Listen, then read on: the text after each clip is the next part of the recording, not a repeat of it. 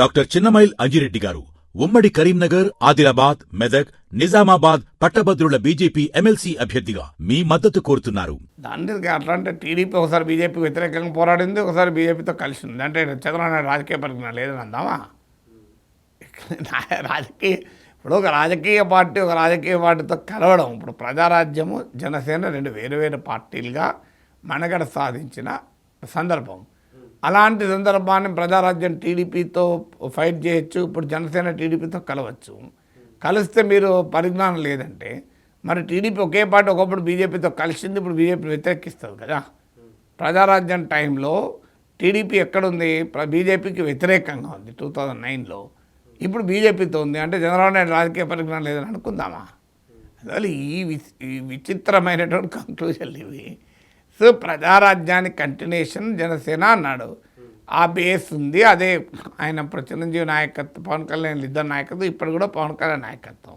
అందువల్ల దాన్ని కోడిగుడి మీద ఈకలు వీకినట్లు ఇది అంటే ఇలా అనడం రాజకీయ అప్పుడున్న కాంటెక్స్ట్ వేరు, ఇప్పుడున్న కాంటెక్స్టే వేరు. రూపాంతరం చెందిన రూపం అదే పార్టీ అనలేదు కదా. అయితే ముందు ప్రజారాజ్యాన్ని కాంగ్రెస్లో ఎందుకు కలిపారు, జనసేనని బీజేపీలో కలుపుతారా, ఇట్లాంటి క్వశ్చన్లు అడగవచ్చేమో. కానీ అది రాజకీయ పరిజ్ఞానం లేని మాటలను ఎట్లా వ్యాఖ్యానించగలం?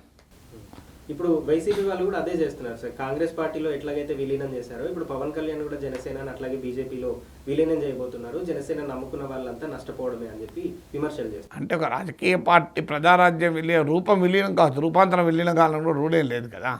ఆ క్వశ్చన్ రైజ్ అవుతుంది. ఎందుకంటే ప్రజారాజ్యాన్ని కాంగ్రెస్లో అకారణంగా చిరంజీవి తీసుకెళ్ళి కలిపారు కనుక, ఆల్రెడీ అమిత్ షా బీజేపీలో జనసేన విలీనం చేయమని అడిగారు కనుక జనసేన బీజేపీలో విలీనంతో ప్రశ్న వస్తుంది. కానీ జనసేనలో బీజేపీలో విలీనమైతే జనసేనకు అన్యాయం జరుగుతుంది. వాళ్ళంతా బీజేపీలో ఇంకా పెద్ద పదవులు వస్తాయి కదా. బీజేపీ పెద్ద పార్టీ కదా.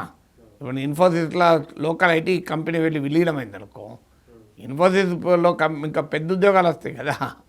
సో ఇప్పుడు రాష్ట్ర ప్రభుత్వ ఉద్యోగులు కేంద్ర ప్రభుత్వంలో తీసుకున్నారు అనుకోండి, ఉద్యోగాలు పోతాయా? ఇంకా గ్యారంటీ ఉంటుంది ఉద్యోగాలకు. ఎందుకంటే రాష్ట్ర ప్రభుత్వాన్ని దివాలా తీయచ్చు కనుక కేంద్రం దివాలా తీయదు కనుక. అందువల్ల వైసీపీ కంక్లూజన్లో అర్థమేముంది? అందువల్ల అది కాదు సమస్య. జనసేన బీజేపీలో చేరుతారా లేరా, చేరితే కార్యకర్తలకు అన్యాయం జరిగేది ఏముంటుంది? ప్రజారాజ్యంలో పదవులు ఉన్న వాళ్ళే మరి అన్యాయం ఏమైనా వాళ్ళు కూడా మళ్ళీ ఇప్పుడు వేరే పార్టీల్లో పదవులు తెచ్చుకున్నారు, మంత్రులు అయ్యారు. అప్పుడు గంటా శ్రీనివాసరావు ప్రజారాజ్యంలో ఉండే, తర్వాత టీడీపీలో కూడా మంత్రి అయ్యాడు కదా. ఆయనకు అన్యాయం జరిగింది ఎక్కడన్నా?